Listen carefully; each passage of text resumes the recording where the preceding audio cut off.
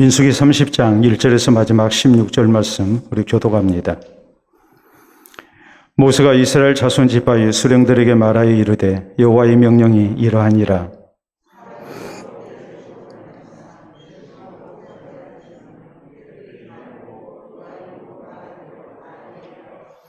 또 여자가 만일 어려서 그 아버지 집에 있을 때에 여호와께 서운한 일이나 스스로 결심하려고 한 일이 있다고 하자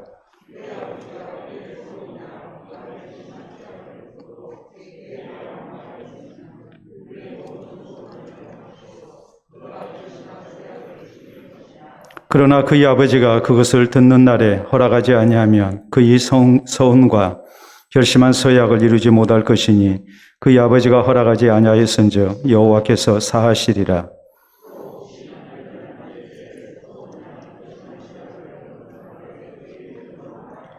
그의 남편이 그것을 듣고 그 듣는 날에 그에게 아무 말이 없으면 그 서원을 이행할 것이요 그가 결심한 서약을 지킬 것이니라.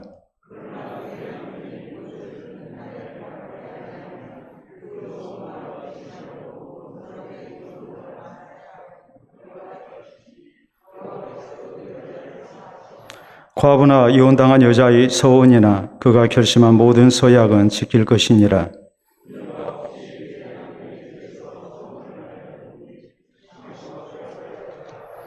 그의 남편이 그것을 듣고도 아무 말이 없고 금하지 않으며 그 서원은 다 이행할 것이요 그가 결심한 서약은 다 지킬 것이니라.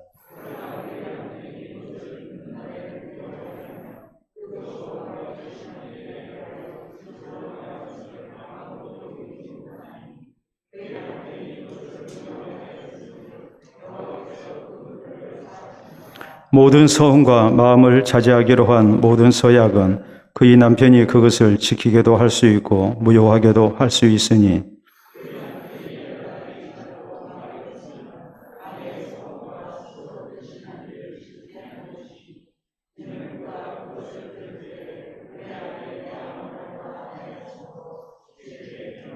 그러나 그의 남편이 들은 지 얼마 후에 그것을 무효하게 하면 그가 아내의 죄를 담당할 것이니라.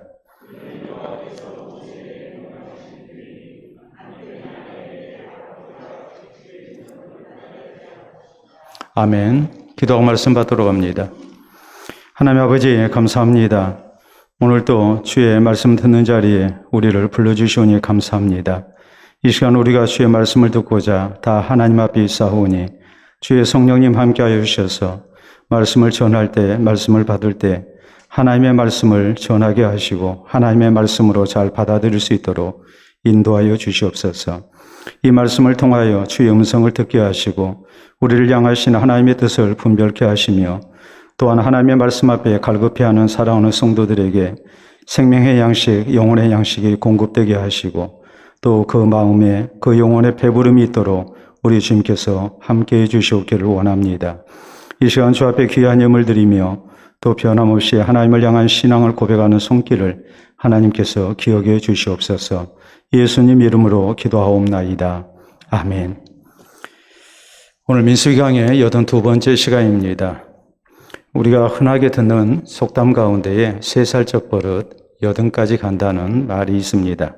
습관이라는 것이 얼마나 무서운가라는 것을 우리에게 가르치고 있죠.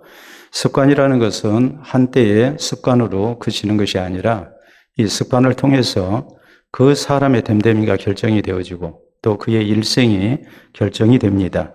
그렇기 때문에 어떤 습관을 갖느냐 하는 것은 그가 어떤 삶을 살 것인가를 결정한다 해도 결코 지나침이 없습니다. 뿐만 아니라 좋은 습관을 가진다면 그의 인생은 좋은 모습이 될 것이고 만약에 갖지 말아야 할 나쁜 습관을 갖는다면 또 그의 인생은 감당하기 힘든 그런 아주 불편하고 또 좋지 못한 그런 인생이 분명히 될 것입니다.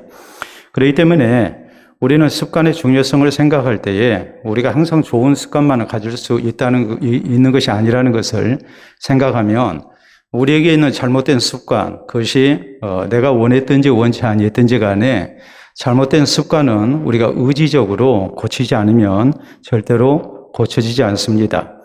마음의 목표를 세우고 굳은 결심 속에 또 굳은 의지 속에서 이것을 고쳐나가지 않는 한 대부분 잘못된 습관은 바뀌지 않습니다. 그렇기 때문에 잘못된 습관은 우리가 고치려고 노력을 해야 하고 또 좋은 습관을 갖기 위해서 우리가 부단히 노력하는 것이 우리에게 필요하고 또 이런 것이 나라는 사람을 규정지을 뿐만이 아니라 내 일생까지도 결정짓는다는 것을 생각하면 이 좋은 습관을 갖기 위해서 노력한다는 것, 이것이 우리에게 얼마나 중요하고 또 필요한 일인가를 우리가 생각해야 합니다. 우리는 지난 시간까지 하나님께서 이스라엘이 지켜야 할 여러 가지 절기에 대해서 주신 말씀을 살폈습니다. 이것은 권 얻은 백성으로서 또 하나님의 백성으로서 하나님 앞에 마땅한 의무였고 또 하나님을 향한 신앙을 지키는 길이었고 또 하나님의 복을 받는 길이었다는 것을 우리가 여러 절기를 통해서 말씀을 생각해 봤습니다. 오늘 본문에 있는 내용은 하나님을 향한 서원에 대한 규례를 우리에게 전하고 있습니다. 여기 서원이라고 나왔는데 서원이라는 말은 한자로 우리가 풀이할 때에 맹세할 서자의 원자입니다. 무슨 뜻이겠습니까? 내가 원해서 하나님 앞에 맹세한 것, 지금 이것을 오늘 성경 말씀은 서원이라고 말씀을 하고 있습니다. 그러면 왜 이런 서원을 하게 될까?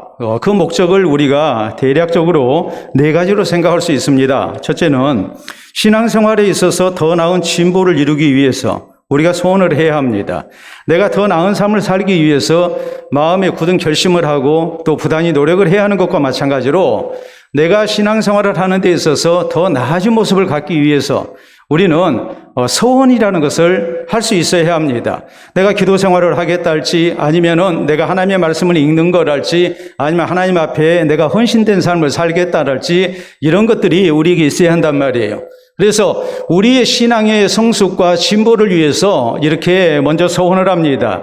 두 번째, 어떤 경우 우리가 소원을 하는가? 하나님의 백성으로서 합당한 생활을 위해서 소원을 합니다. 그리고 세 번째는 헌신을 다짐할 때에 소원을 하게 했습니다. 그리고 네 번째, 어떤 소원을 하느냐 했을 때에 내가 하나님을 향한 특별한 소원이 있을 때에 그때에 하나님 앞에 소원하고 또 하나님의 은혜를 이렇게 구하게 했습니다. 그렇기 때문에 서원이라는 것은 우리의 신앙생활에 있어서 대단히 중요하다는 것을 알 수 있습니다. 우리가 하나님을 하나님으로 인정하고 또 하나님의 구원받은 백성으로서 마땅히 하나님이 우리에게 명령하신 절기를 잘 지키고 또 이런 절기를 지킴으로 해서 우리가 하나님을 향한 신앙을 지킬 뿐만이 아니라 하나님의 복을 받는 길이라고 말씀을 했는데 우리의 신앙생활이 그저 하나님의 말씀대로 절기만 잘 지켜서 우리가 하나님을 잘 섬길 수 있고 또 우리의 신앙을 잘 지킬 수 있고 하나님의 은혜 가운데 우리가 인도함을 받는다면 얼마나 좋겠습니까? 근데 그것만 가지고 부족할 때가 분명히 있단 말이에요. 그렇기 때문에 우리에게 뭐가 필요합니까? 서원이 필요합니다.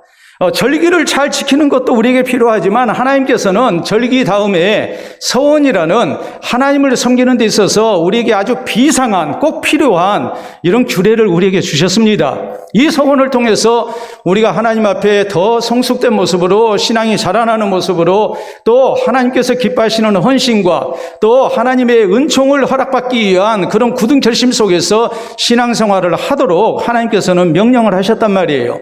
그렇기 때문에 우리 성도의 신앙생활은 단순하게 그저 그냥 습관적으로 예배드리고 또 교회 다니고 하는 정도로 그쳐서는 안 됩니다. 우리가 건강을 위해서 예를 들어서 그렇잖아요. 특별한 음식을 먹을 때가 있잖아요. 또 어떤 경우 우리가 영양제를 먹는 경우도 있잖아요. 마찬가지예요. 우리의 신앙이 보다 더 아름다운 모습으로 성숙되고 하나님께서 사랑하시는 모습이 되기 위해서 그리고 하나님의 특별한 은혜를 누리기 위해서 우리에게 이런 특별한 서원이라는 규례가 있어야 한단 말이에요. 신앙생활하면서 서원 없이 신앙생활하는 것, 그것은 정말 안타까운 일입니다. 우리가 귀한 결심을 하고 그리고 그 결심을 통해서 우리가 하나님 앞에 합당한 모습으로 살고자 하는 노력, 그리고 또 그것을 통해서 우리 하나님께서 인정하실 만한 그런 신앙인의 모습, 또 하나님의 특별하신 사랑과 은총을 누리는 성도 되는 것, 이것이 오늘 우리에게 있어야 합니다. 그렇기 때문에 오늘 성경 말씀을 통해서 하나님께서 서원 있는 신앙생활을 말씀하실 때 이 서원에 대해서 뭐라고 말씀하셨는지 이것을 우리가 알고 하나님께서 우리에게 정해 주신 규례를 따라서 우리가 바른 이런 신앙의 서원이 있는 그런 성도가 되어야 됩니다. 자, 그래서 우리는 먼저 오늘 성경 말씀에 보면 하나님은 하나님을 향한 서원이 얼마나 엄중한 것인가라는 것을 먼저 강조하셨습니다. 자, 1절로 2절에 있는 말씀 보도록 합니다. 모세가 이스라엘 자손 지파의 수령들에게 말하여 이르되 여호와의 명령이 이러하니라. 사람이 여호와께 서원하였거나 결심하고 서약하였으면 깨뜨리지 말고 그가 입으로 말한 대로 다 이행할 것이니라 라고 말씀합니다. 하나님께 했던 서원, 하나님께 드린 서원은 말한 대로 다 이행을 해야 한다. 말한 대로 다 이행해야 한다는 말은 어떤 뜻이겠습니까? 첫째는 그 마음이 변하면 안 된다는 말이죠. 하나님 앞에 내가 약속을 했으면 그 약속을 꼭 지켜야 한다는 말이에요. 두 번째는 그 서운한 것을 이행하기가 어렵다 할지라도 꼭 지키도록 해야 한다는 말이에요. 이것이 하나님께 서운한 대로 이행해야 한다는 말이에요. 그러므로 우리가 여기서 분명한 결론이 있어야 해요. 그건 뭐겠습니까? 서원은 절대 함부로 하는 것이 아니에요. 서원은 경솔하게 해서는 안 돼요. 왜입니까? 서원한 것은 반드시 그대로 다 이행을 해야 하기 때문에 그래요. 그러므로 우리가 서원을 할 때에 하나님 앞에서 이 서원이라는 것이 얼마나 엄중한 것인가를 우리가 생각을 해야 해요. 성경 전도서 5장 4절로 6절에 우리에게 이렇게 말씀합니다. 내가 하나님께 서원하였거든 갚기를 더디게 하지 말라. 하나님은 우매한 자들을 기뻐하지 아니하시나니 서원한 것을 갚으라. 서원하고 갚지 아니하는 것보다 서원하지 아니하는 것이 더 나으니 내 입으로 내 육체가 범죄하게 하지 말라 그랬어요. 하나님 앞에 서원한 것은 꼭 지켜야 한다. 서원하고 지키지 않으려면 서원하지 않는 것이 낫다. 만약 서원한 것을 지키지 아니하면 네 육체로 하나님 앞에 범죄한 것이 된다. 이렇게 말씀하셔서 하나님 앞에 서원을 쉽게 하고 또 그것을 쉽게 파기하고 하는 그런 잘못된 모습이 있어서는 안 된다고 말씀을 하십니다. 여러분, 사람과의 약속도 우리가 쉽게 안 하잖아요. 사람과의 약속을 쉽게 하게 되면 그 사람 나중에 어떤 사람이 됩니까? 약속을 했으면 지켜야 하는데 약속을 안 지키게 되면 그 사람의 신뢰가 떨어지게 되죠. 그리고 정말 중요한 것을 약속을 해도 다른 사람이 믿어주질 않습니다. 결국 약속한 것을 지키지 않는 사람, 그런 사람은 우리가 세상을 살아가는 데 있어서 상당한 그런 어려움을 겪을 수밖에 없습니다. 주변에 있는 사람들에게 신뢰를 얻지 못하는데 그 사람이 어떻게 다른 사람의 도움을 받을 것이며 또 그가 하고자 하는 일을 쉽게 할 수 있겠습니까? 안 되죠. 또 한번 생각을 해보세요. 아무렇게나 쉽게 약속을 해버리면 결국에는 그 쉽게 한 약속 때문에 책임을 져야 할 일이 많이 생긴단 말이에요. 그러니까 우리가 사람과의 약속도 쉽게 해서는 안 돼요.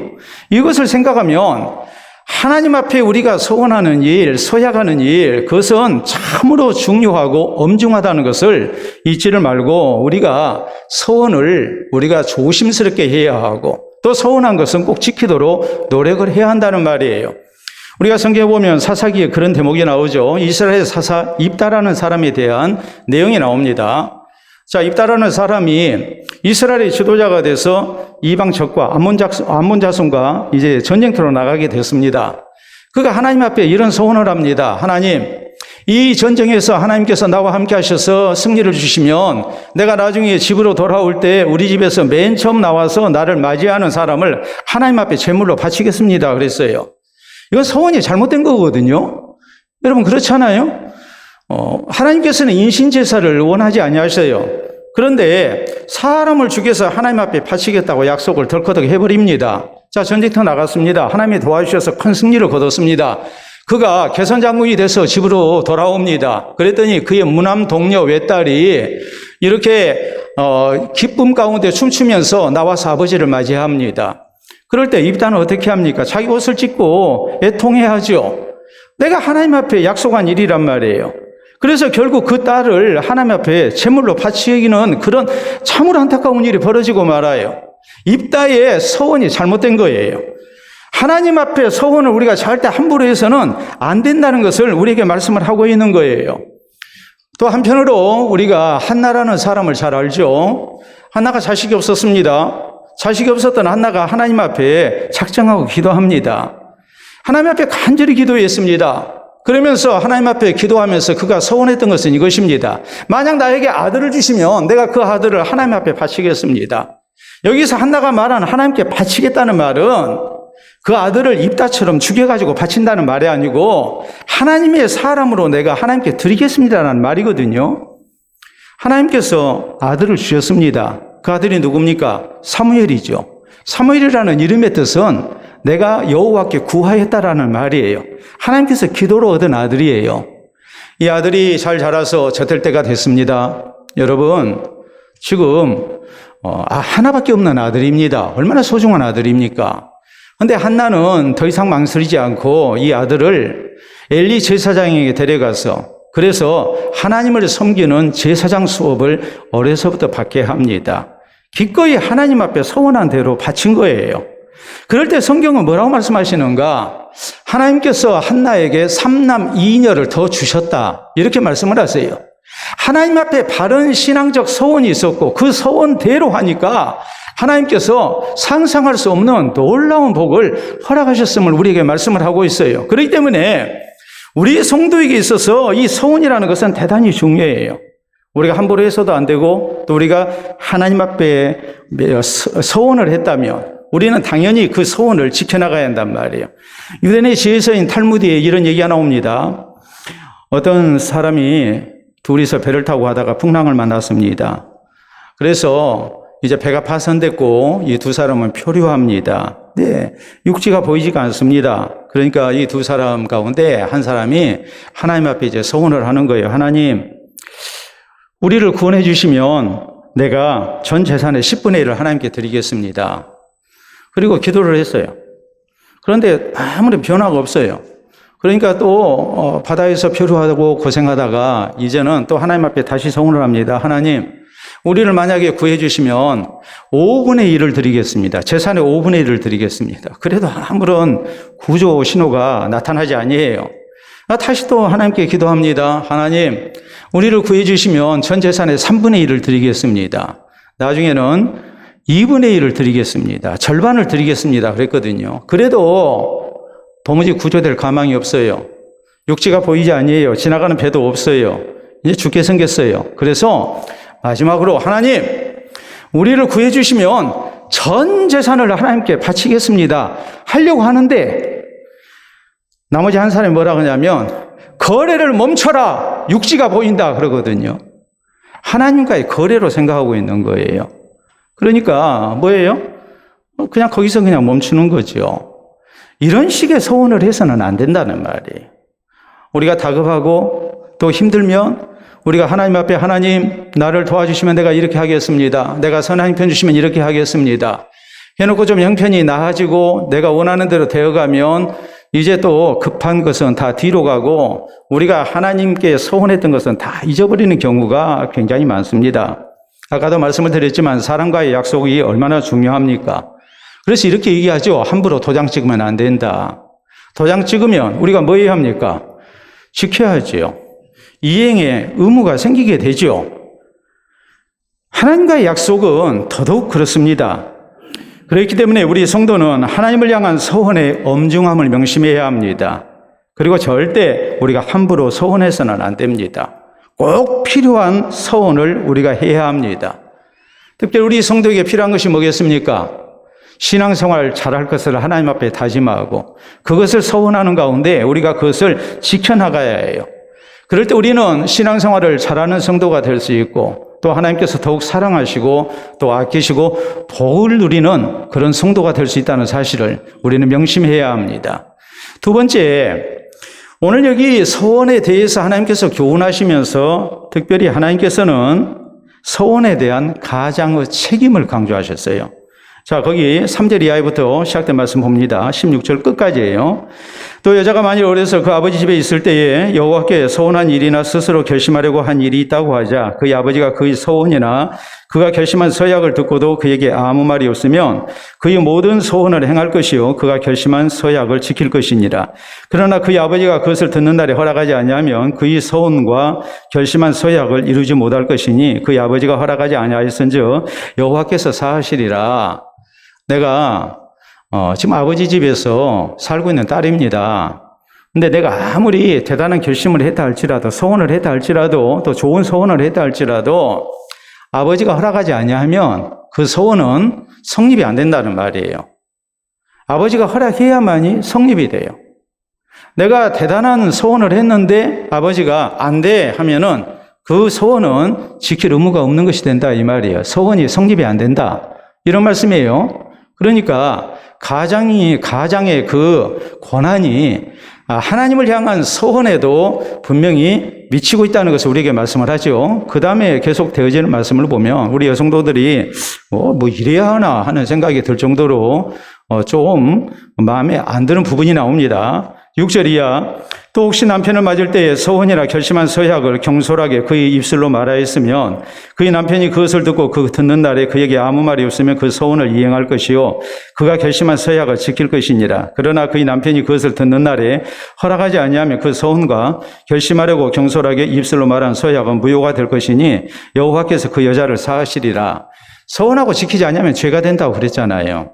그런데 아내 되는 사람이 이제 소원을 했어요. 소원을 했는데 남편이 아무 말을 하지 아니하면 그것은 남편의 허락이 있는 걸로 본다 이 말이에요.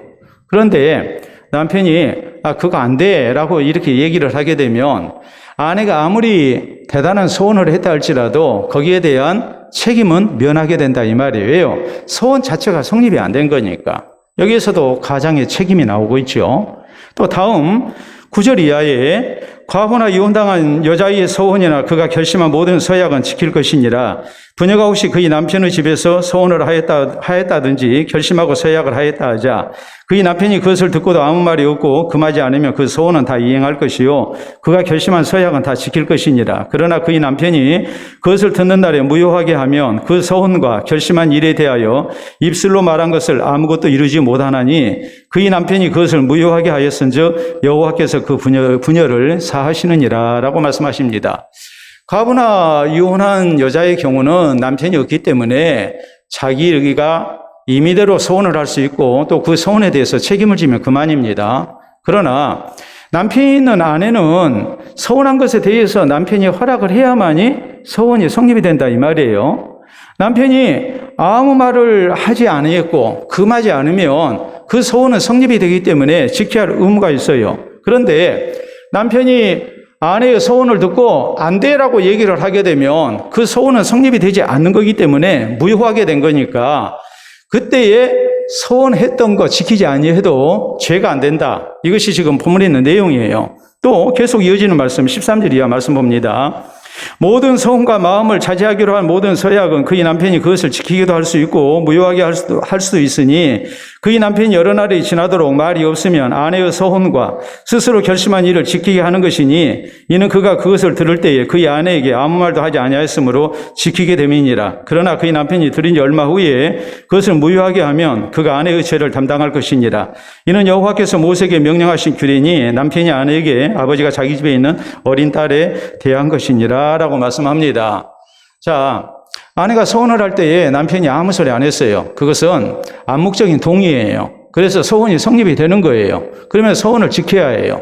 그런데 남편이 당신은 아무 말 하지 않고 있다가 나중에 여러 날 지나고 난 다음에 생각해보니까 당신 지난번에 이런 소원을 하나님 앞에 했는데 이제 보니까 그거 안 되겠어 하지 마 이렇게 얘기했을 경우에는 이미 소원이 일시적으로 남편이 뭐 했어요? 암묵적으로 동의한 일이 됐기 때문에 며칠 지나고 나서 마음이 바뀐 거기 때문에 그것은 소원을 이행하지 않는 죄가 된다는 말이에요. 그래서 거기에 대해서 책임을 져야 한다. 이것이 오늘 성경 말씀의 내용이에요. 자, 우리 여성도들 기분 나쁘죠? 왜요? 가장이 모든 것을 좌지우지하는 결정권을 가지고 있으니까. 아니 내가 하나님의 말씀대로 살겠다는데 내가 하나님 앞에 소원했는데 이것도 남편 허락을 받아야 하나? 우리가 이렇게 생각을 하거든요. 이것은 여성 인권의 문제나 또 신앙의 자주성의 문제가 아닙니다. 여기서 말씀하는 것은 소원에 대한 가장의 막중한 책임을 강조하고 있는 거예요. 우리가 성경 말씀을 삐딱하게 보면 안 돼요. 하나님이 말씀하시는 핵심은 여성 인권을 무시하고 하는 그런 말씀이 아니고 지금 하나님이 말씀하시는 것은 한 가장의 책임이라는 것이 얼마나 중요한가. 이게 경제적인 책임뿐만이 아니라 신앙적인 책임까지 져야 한다는 것을 지금 강조를 하고 있는 말씀이에요. 그러니까 가장은 뭐 해야 합니까? 가족의 소원에 대해서 무관심하면 안 됩니다. 소원할 당시에 아무 말 하지 않고 있다가 나중에야 뭐라고 얘기해서 그 소원을 뒤집고 하는 그런 일이 있어서는 안 된다 이 말이에요. 하나님 앞에 내 가족이 신앙으로 살겠다고 서운한 것, 여기에 대해서 가장은 알고 있어야 하고 거기에 대해서 공동의 책임을 져야 하고 또 가족이 하나님 앞에 서운한 것을 잘 분별해서 이것이 경솔한 서원인가 정말 꼭 지켜야 할 서원인가 그것을 잘 판단해가지고 뭐하라는 거예요? 지도를 해야 한다는 말이에요. 그리고 그것을 지도했으면 이제는 그 책임이 누구에게 돌아오느냐 했을 때에 나에게 돌아온다는 사실을 명심을 해야 한다는 말이에요. 그 정도로 가장은 가족들의 신앙에 대해서 육신적인 것만 책임지는 모습이 아니라 영적인 제사장으로서 가정을 신앙으로 잘 인도해야 할 그런 책임이 있다는 것을 잊지 말아야 한다는 말입니다. 여러분, 욥이 얼마나 신실한 하나님의 사람이었습니까? 근데 욥의 신앙이 참으로 아름다운 것은 자기의 신앙만 지키려고 했던 모습이 아니죠. 우리가 욥기 1장 1절에서 5절 사이에 있는 말씀을 보면 욥은 자식들이 잔치를 벌리다가 혹시라도 하나님에 대해서 마음으로 떠났을까 염려해서 잔치 끝나고 난 다음에는 자식들 한 사람 한 사람을 세워놓고 하나님 앞에 제사를 드리지 않습니까? 그리고 잘못된 것을 회개하게 하잖아요. 욥은 단순히 경제적으로 자식들을 부하게 하고 잘 살게 하는 그런 아버지가 아니었어요. 욥은 자기만 신앙생활 잘하고 자식들에 대해 신앙생활에 대해서 무책임한 아버지가 아니었어요. 어떻게 하면 내 자식들을 하나님 앞에 바로 세울까? 늘 그것을 염려하는 아버지였고 이 자식들의 신앙에 대해서 아버지로서 책임을 지고자 했던 사람이에요. 믿음의 가장이었어요. 그러니까 아버지로서 자신의 신앙도 지켜나갈 수가 있었고 또 자식들의 신앙도 지켜나갈 수가 있었던 거죠. 우리가 성경에 보면 고넬료라는 믿음의 사람이 나옵니다. 고넬료에 대해서 성경은 뭐라고 말씀하십니까? 고넬료는 경건한데 온 집으로 더불어 하나님을 경외했다 그랬거든요. 나 혼자 신앙생활 잘한 게 아니에요. 온 가족이 신앙생활 잘하도록 뿐만 아니라 고넬료는 자기가 데리고 있는 부하들도 종들도 하나님 앞에 경건하게 살도록 인도하던 사람이었습니다.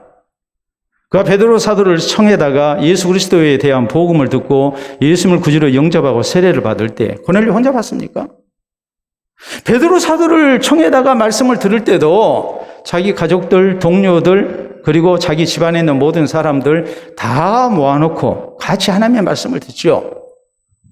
천사가 고넬료에게 내게 속한 자들 다 모아가지고 말씀 들으라. 베드로 사도가 전하는 말씀을 들으라. 그렇게 지시하지 않았습니다. 너는 베드로 사도를 청해다가 그가 전하는 말씀을 듣도록 해라 그랬지. 내게 속한 사람들 다 데려오라고 그렇게 말씀 안 했어요. 그래도 고넬료는 나 혼자 신앙생활 잘하는 사람이 아니라 적어도 내 영향권에 있는 모든 사람들이 신앙생활을 잘해야 하는데 그 책임이 나한테 있다고 믿었던 사람이에요. 거기에 대해서 책임을 졌던 사람이에요. 세례를 받을 때도 혼자 받지 않습니다. 자기 모든 가족들 또 자기와 함께했던 사람들 같이 세례를 받죠. 그러니까 하나님께서 참 아끼고 사랑할 만하지 않습니까?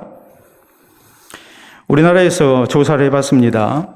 연령별로 볼 때 누가 보험을 제일 많이 들까?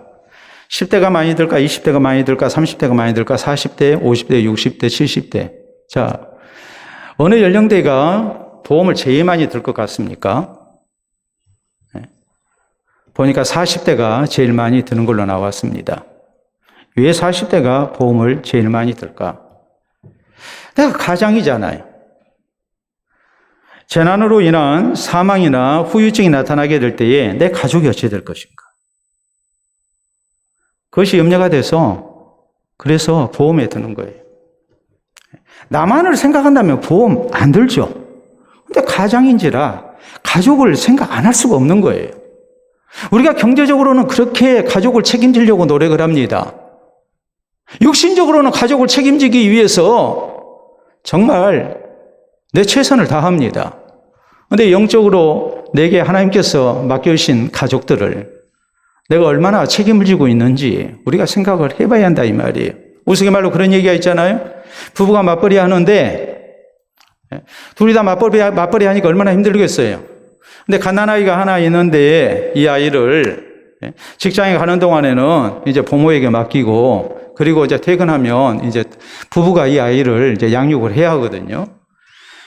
그런데 남편을 보니까, 또 그런 남편 계실까 봐서 제가 좀 조심스럽습니다만은, 아내는 돌아와가지고 퇴근하고 난 다음에 정말 몸이 피곤하죠. 피곤한 이런 상태에서 저녁 식사 준비도 해야 하고, 또 아이도 건사해야 하고, 얼마나 힘들겠어요. 근데 이제 아이 기저귀를 갈 때가 됐어요. 아이 기저귀를 가려고 하는데 쉽지가 않잖아요. 식사 준비하다가 기저귀 갈고 해야 하니까. 근데 남편은 소파에 앉아서 착 퍼져가지고 뭐 하고 있어요? TV 보고 있는 거예요. 아내가 그렇게 고생하는데 손 하나 까딱 안 하고 TV만 보고 있으니까 아내가 좀 화가 났어요. 그래서 남편에게 이제 얘기를 합니다. 이 애를 나 혼자 낳았어. 당신만 피곤한 게 아니라 나도 피곤해. 아니, 같이 양육해야 할 책임이 있잖아. 당신 아빠 아니야? 하면서 그렇게 막 따지니까 남편이 할 말이 없잖아요. 남편이 생각하더니, 당신 말 들으니까 내가 잘못했다고. 그래, 우리가 이 아이 같이 양육해야지. 그러면서 우리가 절반씩 가사 분담을 하자고. 아이 양육하는데. 그러면서 나는 배꼽 위로 책임질 테니까 당신은 배꼽 아래로 책임을 지라는 거예요. 그건 가장의 책임이 아니죠. 책임을 면하기 위해서 잔머리 쓰는 거잖아요. 그런데 우리가 그런 식이 될 때가 참 많거든요. 하나님이 다 알아서 하시겠지. 내 가족을 위해서 정말 하나님 앞에 간절히 기도를 했는지, 내 가족이 하나님 앞에 아름다운 신앙적 서원을 하도록 내가 얼마나 수고했는지, 얼마나 내 가족의 신앙생활에 대해서 마음에 품고 있는지, 육신의 건강뿐만이 아니라 영적인 건강을 위해서 내가 얼마나 믿음의 가장의 책임을 다하고 있는지 우리 자신을 냉정하게 살펴야 한다는 말이에요. 여러분, 아이들이 방학을 맞이했습니다. 혹은 방학이 아니라 할지라도 학교 진학해서 이제 공부하고 배워야 하는 이런 때가 됐을 때에 아이가 좋지 못한 습관을 가지고 있고 시간을 낭비한 것 같고 공부를 잘못하고 있는 것 같고 하면 부모의 마음이 안타깝죠. 그래서 뭐라고 그럽니까? 좋은 계획을 세우도록 유도하잖아요. 근데 아이가 방학 때 시간표 계획을 짜는 거 보면은 6시 기상, 7시까지 씻고 아침 체조하고 7시부터 8시까지 식사하고 8시부터 12시까지 공부, 12시에서 1시까지 점심, 1시부터 6시까지도 공부, 6시부터 7시까지 또 뭐 하고요? 저녁 식사, 그리고 7시부터 11시까지 또 공부, 그리고 11시부터 아침 6시까지 취침, 이렇게 계획표를 짜놨다면, 야, 내 아들이 정말 계획표 잘 짰다, 공부 잘하겠다. 그렇게 믿어집니까? 아니면 방학을 맞이했는데 아무런 계획이 없어요. 그리고 되는 대로 그저 몸이 원하는 대로 잠 오면 자고 배고프면 먹고 놀고 싶으면 놀고 TV 보고 그렇게 시간을 낭비하고 있다면 부모로서 답답하죠. 야, 그래서는 안 된다. 방학 때 노는 게 아니다.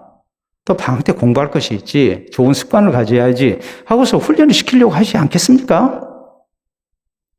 근데 문제는 우리가 세상을 살아가는 데 있어서 그런 결심이 필요하다는 것을 알고 그런 지도가 필요하다는 것을 분명히 알고 또 거기에 대해서 노력을 하지만 과연 내 가족이, 내 자녀가 하나님을 향해서 신앙이 성숙되고 바르게 사는 가운데 하나님이 사랑하시고 하나님이 붙드시고 귀에 쓰시는 사람이 되게 하기 위해서 과연 얼마나 내가 관심을 갖고 위에서 기도하고 지도하고 노력을 하느냐는 거예요.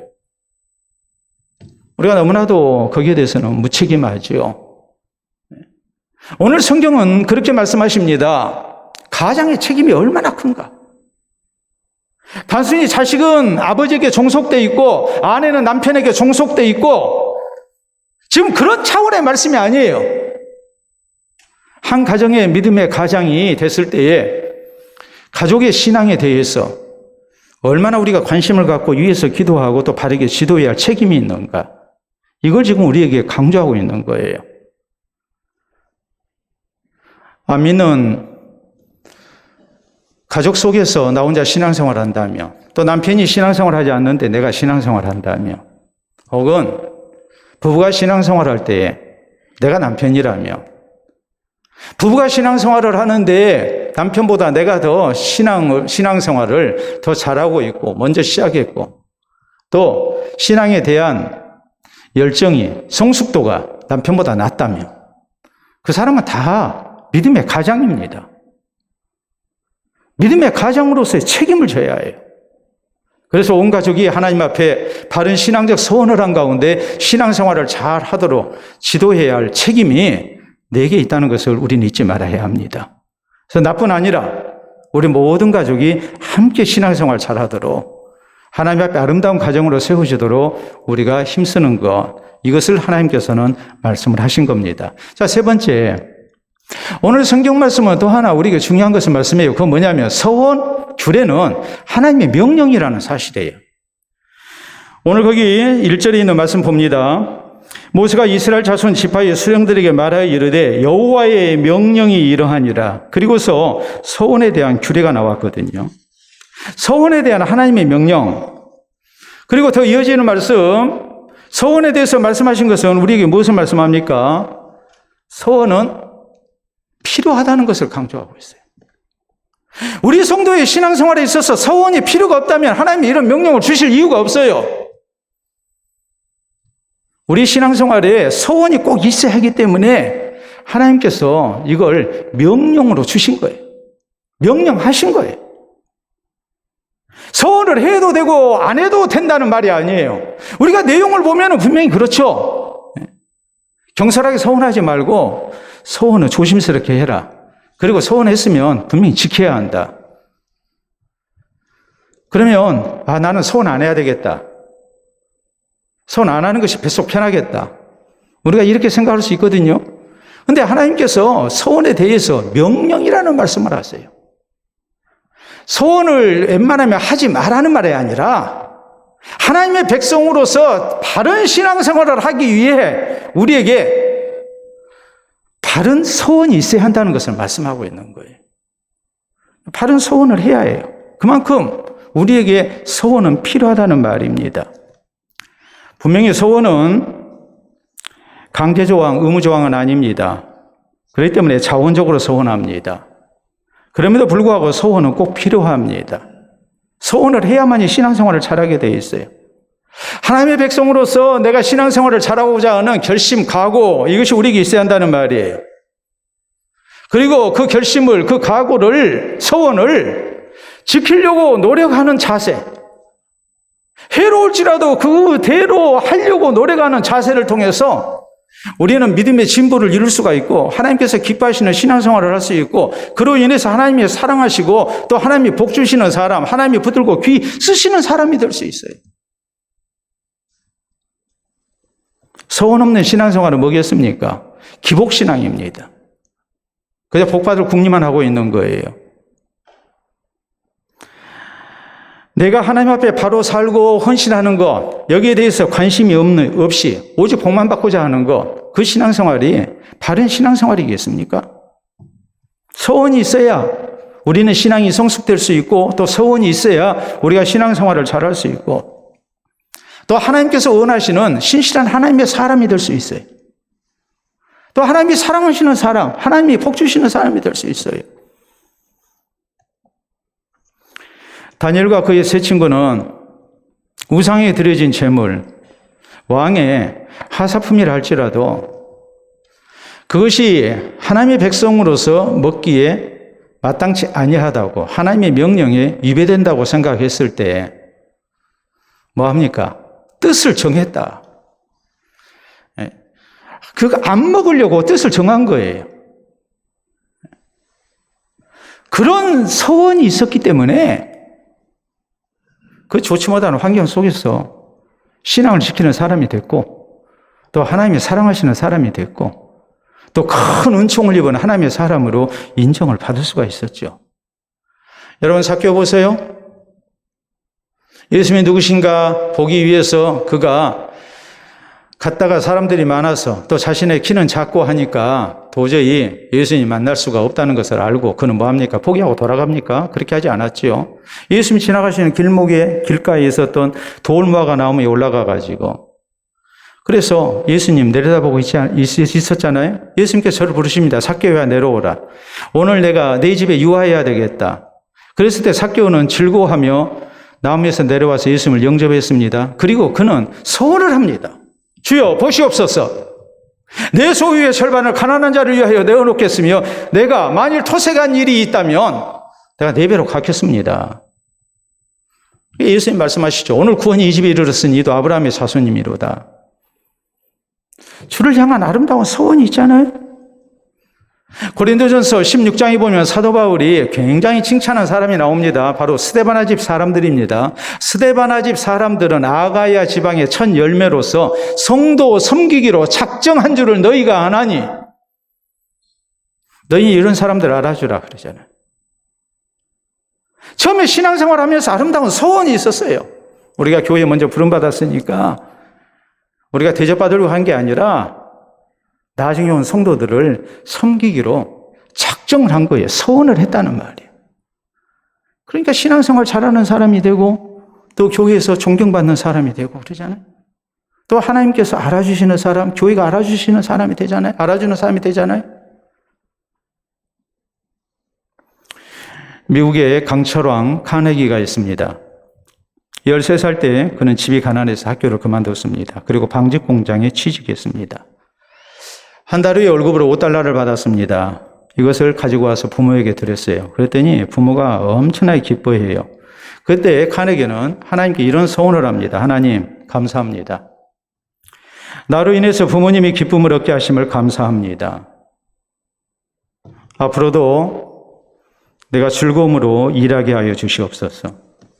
또 주인에게 유익된 직원이 되게 하여 주시옵소서. 그래서 모두를 기뻐하게 하는 가운데 하나님께 영광되기를 원합니다. 그게 13살 먹은 소년이 하나님 앞에 소원한 일이었어요. 그는 이 소원을 지킵니다. 열심으로 일합니다. 그랬을 때 하나님께서 복을 주셨고 그는 크게 성공했습니다. 이 아름다운 소원을 그는 평생 이행했습니다. 하나님의 복을 많이 누렸고 또 하나님 앞에 귀히 쓰임받는 사람이 됩니다. 그가 나중에 어떻게 한 줄 아십니까? 자기의 전 재산을 기부했습니다. 대학을 세우고 병원을 세우고 도서관을 짓고 예배당을 수없이 짓고 자선단체를 돕고 얼마나 귀하게 쓰임받았는지 몰라요. 여러분, 우리가 새해 되면은 다 결심이 있죠. 목표가 있죠. 그것이 과연 신앙적 소원인가를 우리가 다시 한번 생각하고 몸 건강하기 위해서 우리가 결심도 하고 뭐 여러 가지 노력도 하고 합니다만은 과연 내가 신앙생활 잘하기 위해서 어떤 소원을 했는가?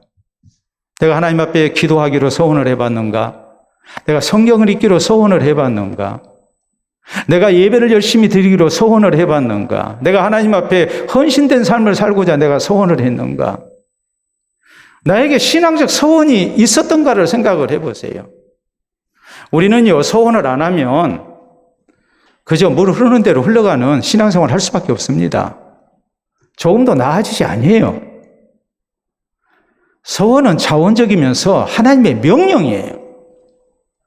소원 없는 신앙생활하고 하나님 앞에 복받기만을 원하는 그런 모습이 아니라 하나님 앞에 합당한 모습으로 내가 살기를 원하면서 신앙적 소원을 우리가 많이 해야 해요. 그리고 그것을 지켜나가야 해요. 그래서 하나님께서 우리의 성숙된 모습을 보고 더 사랑하시고 아끼시는 사람, 더 붙드시고 귀하게 쓰시는 우리 하나님의 사람들이 다 될 수 있기를 바랍니다. 현대 사회를 가리켜서 우리는 신용사회라고 얘기를 합니다. 그렇기 때문에 제일 무서운 것이 뭡니까? 신용 불량자가 되는 거죠. 신용 불량자가 되면 신불자라고 그러죠. 경제 활동을 할 수가 없어요. 두려운 일 아닙니까? 근데 우리 성도가 하나님께 신용 불량자가 돼서는 안 돼요. 하나님은 우리가 하나님 앞에 아름다운 소원하기를 원하세요.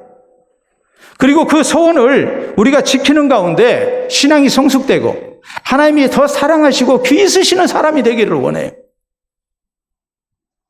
시편 15편 4절은 이렇게 말씀합니다. 주의 성산에 사는 자의 조건 가운데 그의 마음에 서운한 것은 해로울지라도 변하지 아니하는 사람이다 그랬어요. 하나님을 향한 아름다운 서원 속에서 그것을 어떻게든 지키려고 노력하는 모습, 그 사람이 하나님 나라에 합당한 사람이라고 성경은 말씀합니다. 그러므로 우리는 서원의 엄중함을 잊지 말아야 합니다. 함부로 서원해서는 안 됩니다. 그러나 하나님께 서원했다면 우리는 꼭 지켜야 합니다. 서원에 대한 가장의 책임도 우리는 잊지 말아야 합니다. 우리 가족들이 신앙적인 서원을 하는 가운데 신앙생활 잘 해나갈 수 있도록 지도하는 그런 책임이 우리에게 있다는 것 명심해야 합니다. 그리고 늘 자원적으로 신앙적인 서원을 해야 합니다. 그래서 이 서원을 통해서 우리가 신앙생활을 더 잘하고 하나님 앞에 아름답게 헌신되는 성도, 신앙이 더욱 성숙되고 신앙생활 잘하는 가운데 하나님께서 사랑하시고 귀히 여기시고 또 복 주시고 붙들고 아름답게 쓰시는 우리 모두가 될 수 있기를 바랍니다. 우리 함께 기도합니다. 오늘 나는 하나님을 향해 어떤 서원이 있습니까? 소원이 아닙니다. 어떤 서원이 있느냐라는 거예요. 신앙생활 잘하기 위해서 내가 과연 서원을 가지고 신앙생활을 하는 사람인가? 돌아보면서 아름다운 신앙적 서원 속에 우리가 하나님 앞에 더 아름다운 신앙생활하고 또 하나님 앞에 영광을 돌려드리며 우리 하나님께서 귀하게 사랑하시고 아끼시는 하나님의 사람으로 쓰임받을 것을 우리 다짐합시다. 기도합니다.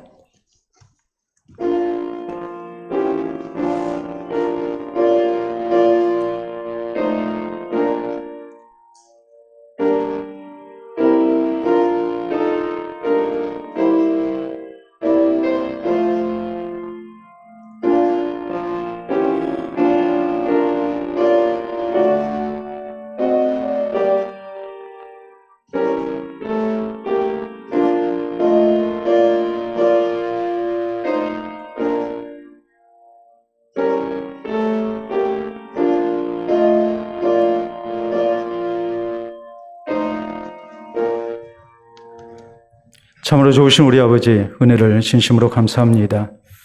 오늘도 주의 말씀 듣는 자리에 우리를 불러주셔서 우리를 향하신 하나님의 뜻을 다시 한번 되새기게 하시고 우리 주께서 기뻐하시는 바 아름다운 신앙의 모습 같도록 우리를 공고해 주신 것을 진심으로 감사합니다. 살아계신 하나님을 향한 신앙적 서원이 우리에게 늘 있기를 원합니다. 신앙생활 잘하고자 하는 서원 속에 우리가 더 아름답게 믿음이 자라나게 하시고 하나님 앞에 합당한 성도들 되게 하시고 또 주께서 붙드시고 귀히 쓰시는 하나님의 사람들이 될 수 있도록 인도하여 주시옵소서. 사랑하는 성도들이 하나님 앞에 소원하고 그 말씀대로 살고자 할 때에 하나님께서 저희의 굳은 결심 변치 아니하게 하시고 선한 형편까지 허락하여 주셔서 하나님 말씀대로 살고자 하는 일이 결코 힘들지 아니하게 하시고 우리 하나님께서 함께 하시고 도우시는 은총 속에 아름다운 결실로 거두어지게 하시고 주께 영광될 수 있도록 인도하여 주시옵소서. 또한 우리 가운데 허락하신 가족들 신앙생활 잘하도록 우리가 아름다운 서훈이 있도록 지도하며 함께 신앙생활 잘하여 우리의 가정이 하나님 앞에 온전히 드려지게 하시고 하나님이 사랑하시는 아름다운 가정이 되기를 원합니다. 오늘도 말씀 듣는 사랑하는 성도들의 심령 속에 신앙생활 잘하고자 하는 서원이 주의 성령의 감동 속에 생각나게 하시고 이 시간 다짐하게 하시고 이 말씀을 따라 이후에 더 아름다운 모습으로 신앙생활하는 우리 모두가 되게 하여 주시옵소서. 감사하며 예수님 이름으로 기도하옵나이다. 아멘.